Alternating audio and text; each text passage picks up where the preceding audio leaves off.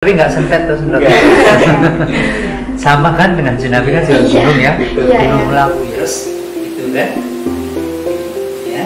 Jadi kalau misalnya ada garis itu, tapi ya itu tadi akar budaya sendiri jangan sekali-kali dilupakan.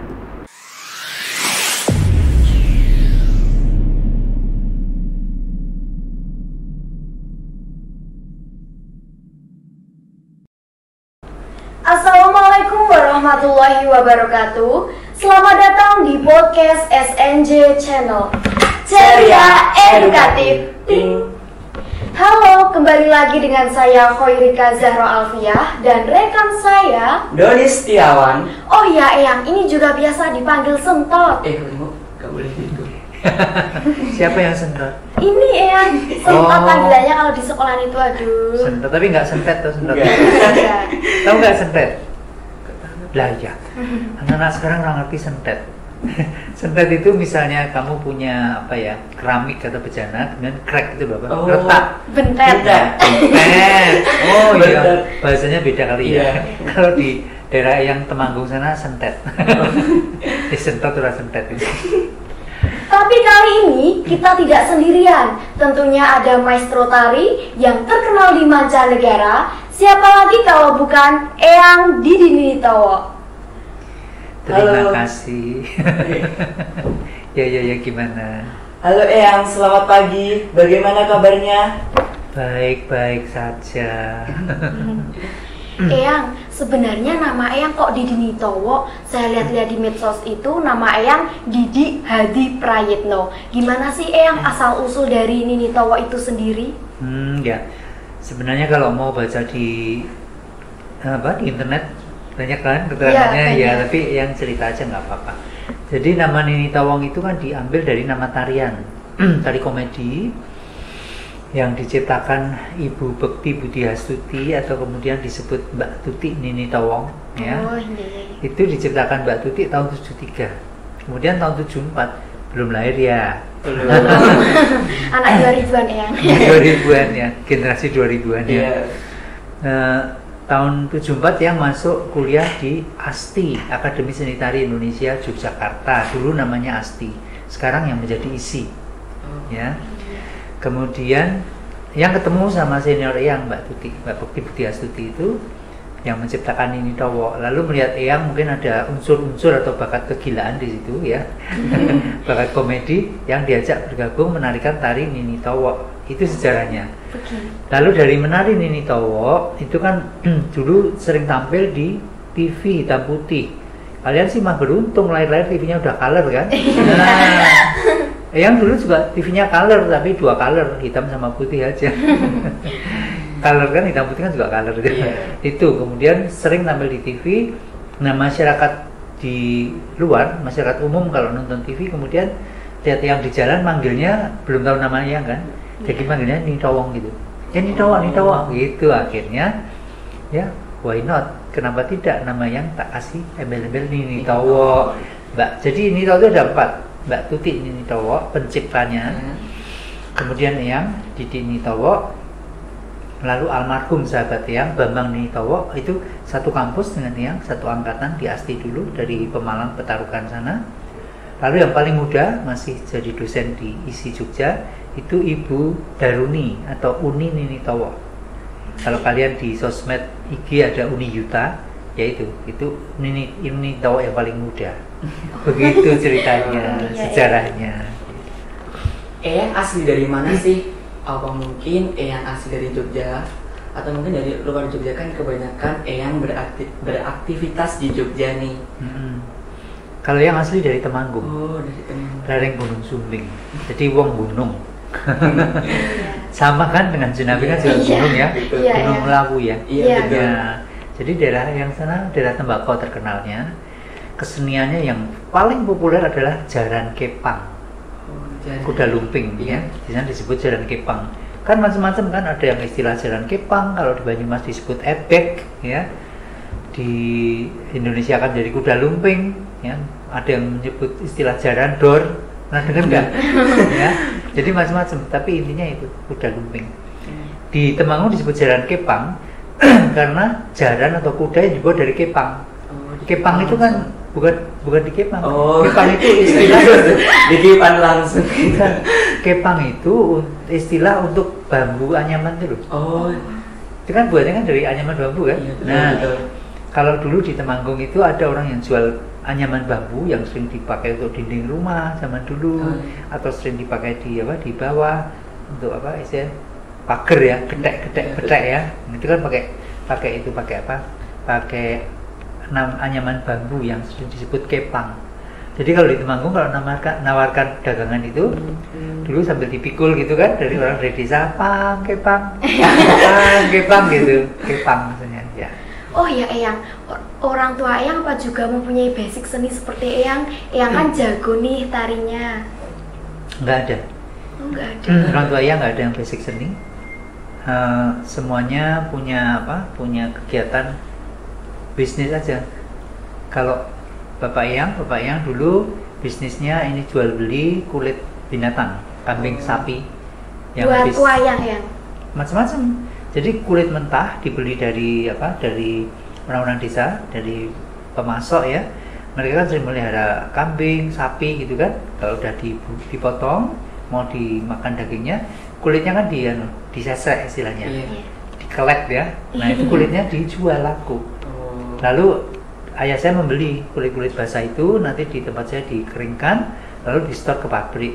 Nah di pabrik disamak, istilahnya diproses, bisa menjadi bahan jaket, bisa dijahat bahan sepatu, sabuk dan sebagainya, dompet dan sebagainya. Itu dari kulit-kulit binatang tuh. Begitu ya. Itu bisnis bapak saya. Kalau ibu saya punya warung sembako. Warung sembako. Jadi nggak ada senimannya. Eyang yang memunculkan bakat sendiri berarti? Atau dari mbah-mbahnya, nenek-neneknya dulu? Mungkin dari nenek moyang yang dulu. Nenek moyangku angkatan laut. Suaranya mantap. Mantap. Iya, gitu kira-kira caranya. Eyang mulai belajar tari sendiri sejak kapan sih? Dari kecil. Oh, dari kecil. Jadi udah punya basic tari sejak kecil gitu. Seneng menari. Dulu kan dari kecil kan yang ikut sekolah minggu di Temanggung sana. Jadi ya kalau menari itu di gereja. Iya. Jadi kalau ada Natal, ada acara apa, dan di sekolah, kemudian acara-acara 17 Agustus di kampung gitu. Kalau di gereja itu namanya bukan tarian, dan zaman dulu itu masih disebut gerak dan lagu. Misalnya lagu Malam Kudus misalnya, Malam Kudus gitu. Jadi kan simpel geraknya. Iya. Sunyi senyap. Jadi simpel-simpel gitu. Itu awalnya. Kemudian belajar nari dari temen sekolah di SMP. Nah, waktu yang masuk SMP, yang kan masuk SMP negeri. Kalau SD dulu masih SR, sekolah rakyat, belum sekolah dasar. Dulu sekolah rakyat Masehi, itu sekolah swasta. Di situ kemudian SMP yang masuk ke negeri. Nah, di situ yang ketemu dengan teman-teman yang teman yang pinter tari Jawa, pinter main wayang wong, pinter nembang. Nah itu yang belajar, namanya Ibu Sumiasih, teman sekolah itu. Iya. Gitu. Berarti Eyang kan maestro tari nih, pastinya mau buka sanggar seni. Sekarang murid yang Eyang ajarkan itu ada berapa sih Eyang kalau saya boleh tahu? Muridnya mungkin kalau dikumpulin ada 70-an ya. Banyak juga ya Eyang. Eyang, pada waktu mengajar, mungkin Eyang mempunyai kejadian lucu apa sih sehingga Eyang masih terngiang-ngiang nih sampai sekarang? Banyak kalau diceritakan, cuman yang ngasih contoh aja mungkin 2 ya. Iya. 2 contoh aja, yang lainnya kalau diceritakan semua kepanjangan. Yang salah satunya adalah Eyang pernah punya murid zaman dulu masih kecil-kecil waktu nari gitu. Mungkin anak ini grogi tuh gimana ya. Tapi anak-anak kecil memang, yang kan banyak sekali ngajar anak kecil. Ngompol. Ketakutan kan. Terus tak ada ketika nggak apa-apa, terus yang nangis kan biasa anak kecil. Antar kecil. Dan setelah itu dia jadi penari bagus. Iya. Itu pada saat ngompol menjadi penari bagus.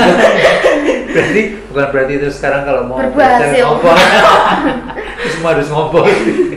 Itu salah satu. Kemudian yang kedua, yang pernah punya murid yang nakalnya setengah mati, cewek.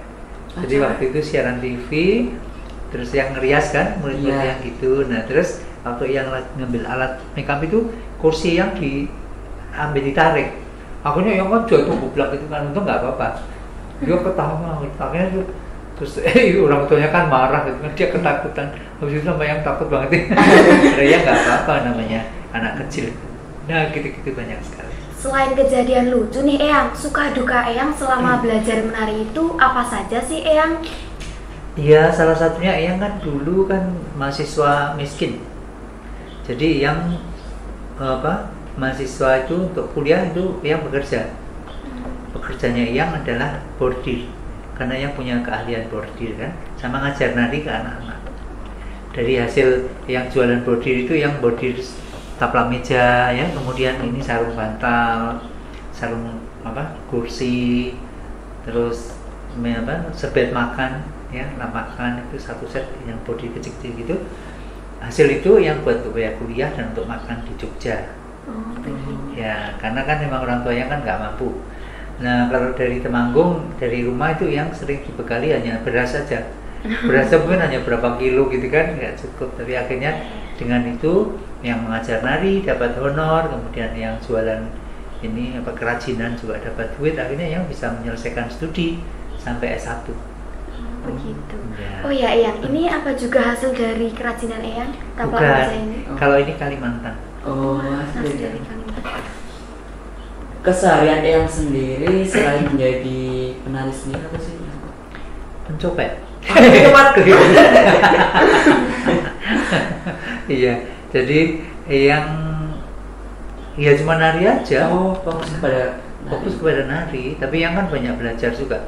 Misalnya yang baca buku, literatur, yang nonton video ya, dari nonton video-video baik itu video film, movie, kan yang itu kan maniak Disney. Oh, Ya. Jadi tokoh-tokoh Disney itu yang sampai hafal, jadi yang sampai langganan buku Disney itu nggak tahu ada berapa ribu buku ya, dari zaman tahun 74 yang di Jogja langganan Disney, baru yang stop itu tahun 2000-an. Oh begitu Ya, ya. jadi perusahaan yang itu kalau buku Disney, waduh nggak tahu soal brok gitu. Nah, tapi ini kemarin ada yang beberapa rusak karena dimakan rayap. Oh. Jadi musuhnya buku kan rayap ya. Kalau tempatnya lembab, aduh udah sepi wis. Rayap bisa aja tadi jalan. Gitu ya. Oh iya Eyang, Eyang itu tipikal orang yang humoris atau serius dalam mengajarkan seni tari Eyang? Kan ada nih siswa yang agak kurang cepat menangkap gerakan dasar tarinya begitu.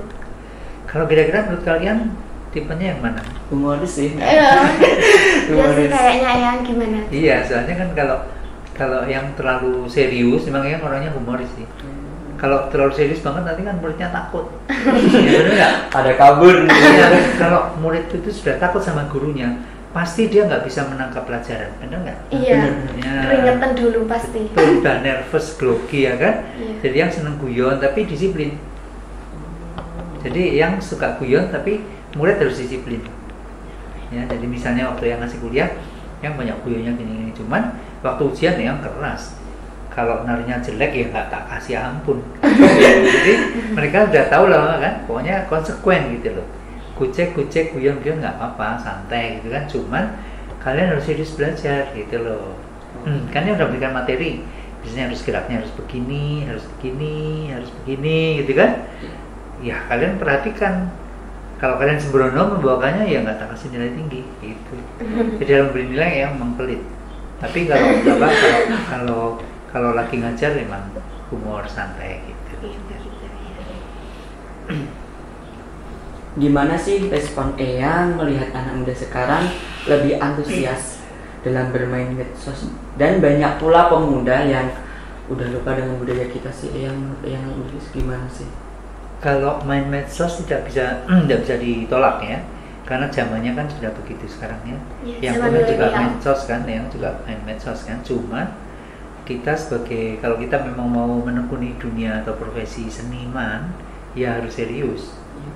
Nah kalau generasi muda yang melupakan budaya sendiri, itu buat yang menyayangkan aja. Karena kalau kita nggak punya budaya nanti gimana, coba bayangin. Ya betul. Ya kan? Peluntang Nanti luntung. kedepannya kita harus mikir jauh ke depan nanti.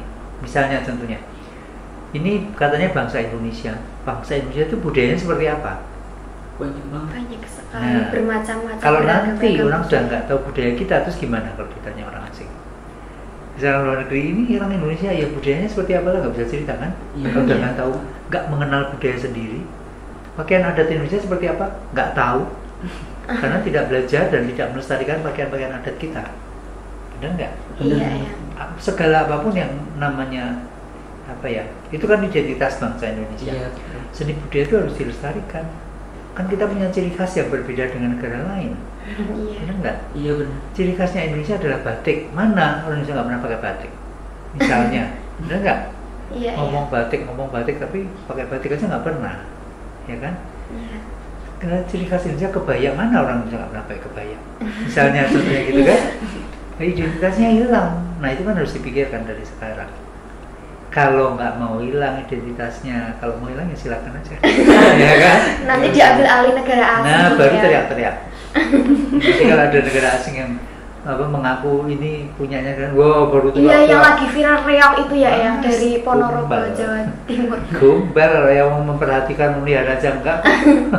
Taunya kalau di akun negara lain baru teriak-teriak ngapain, ya kan? Iya, ya. Sementara wayang kulit di aku atau kemana ada heboh tentang wayang kulit itu, wah, yang demo yang viral di sosmed.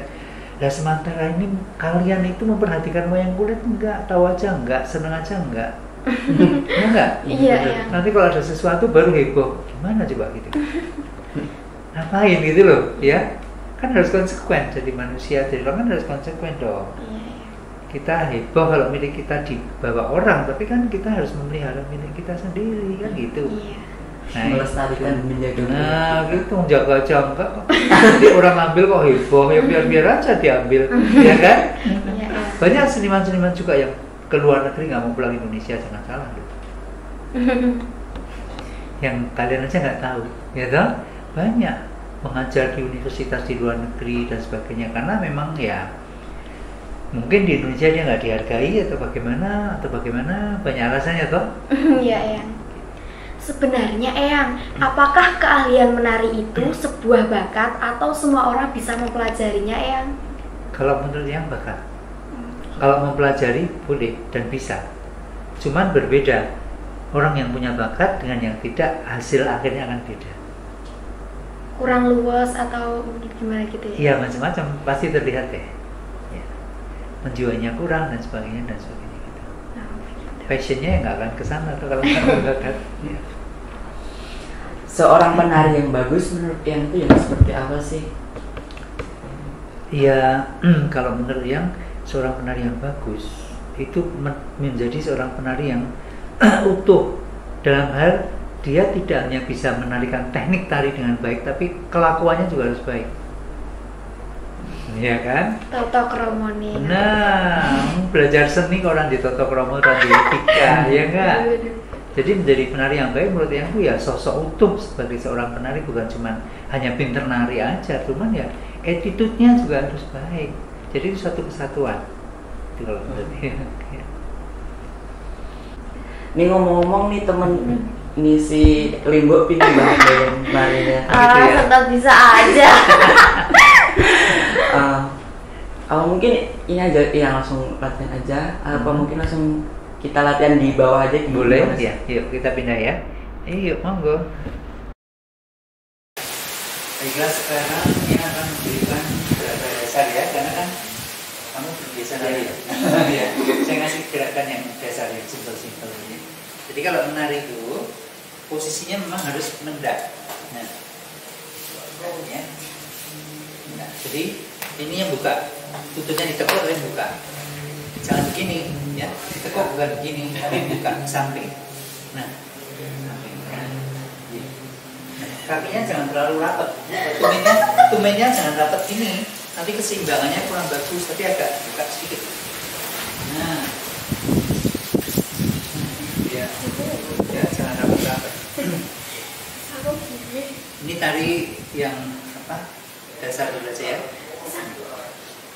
Coba jalan coba jalan ya. 1, 2, 3, 4. Nah, jadi nampaknya untuk kakinya begini, dari sini kemudian buka. Nah, angkat, buka. Nah, ini yang dikatakan jalannya mager timun. Tahu nggak istilah mager timun? Tahu ya. Biji timun tahu? Biji timun. Nah, biji timun itu kan letaknya kan rapi kan? Iya. Nah, jadinya itu disebut mager timun. Nah, ini kan letaknya juga begini. Jadi kakinya kan begini, terus gitu kan? Jadi, ya. Jadi kalau misalnya ada garis, itu arahnya ini satu garis. Nah, di sana kan?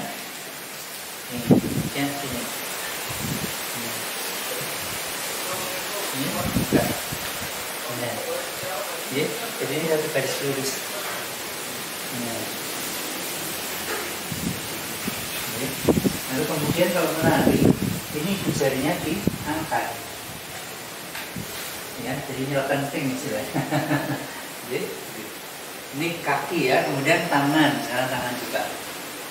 Tangan ada puse-puse jari tangan yang disebut mudra. Ini pakai bahasa Sanskerta mudra.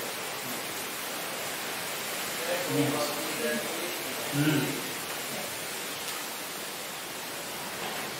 Nah, ini harus apa?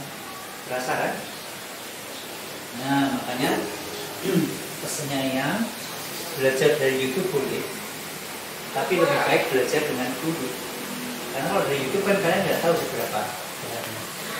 Kalau ini kan tahu rasanya seberapa. Ya. Kemudian ini, dan misalnya ganti mudra yang ini. Nah, ini namanya ini.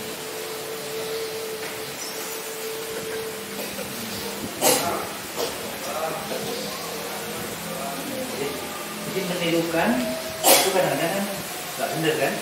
Pentingnya dulu di sini seperti ini misalnya. Kan satu enggak? Nah, kalau YouTube yang dicontohkan dengan yang saya keliru ya enggak? Sama-sama begini tapi yang dicontoh salah membawakannya nggak ada yang betul kan? Yang kalau ada gurunya kan kemudian dibetulkan. Ini sebagaimana, ini bagaimana, ya, ini bagaimana. Nah, itu pentingnya dulu. Nah, ya. Kemudian ada juga ini, yang ini. Ya, ini biasanya tuh dari Jawa Timur itu biasanya pakai ini. Ya, dong ya, Jawa Timur. Nih, Banyumas juga mirip ini, campur. Ya. Nah, ini pose mirip Banyumas. Atas. Nah, ini belanya ke atas kalau atas. Ya. Dari sini ke atas.